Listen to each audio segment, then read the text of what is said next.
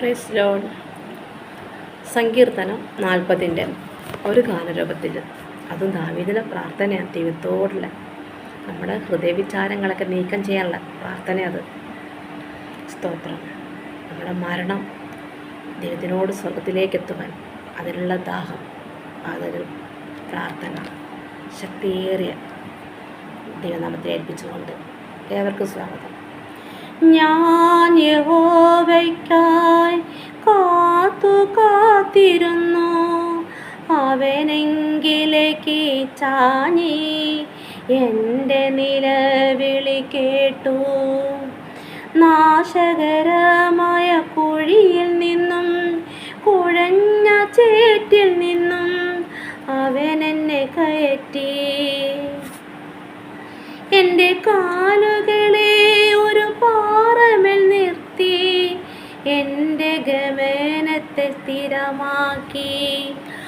അവൻ എൻ്റെ വായിൽ പുതിയൊരു പാട്ടു തന്നു, നമ്മുടെ ദൈവത്തിനു സ്തുതി തന്നെ.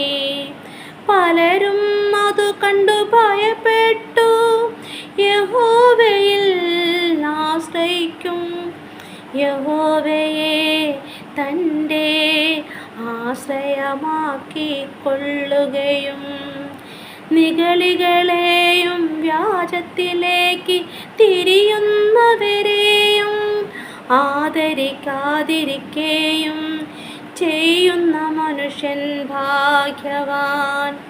എൻ്റെ ദൈവമായ യഹോവേ, നീ ചെയ്ത അത്ഭുത പ്രവൃത്തികളും ഞങ്ങൾക്കു വേണ്ടിയുള്ള നിന്റെ വിചാരങ്ങളും വളരെയാകുന്നു.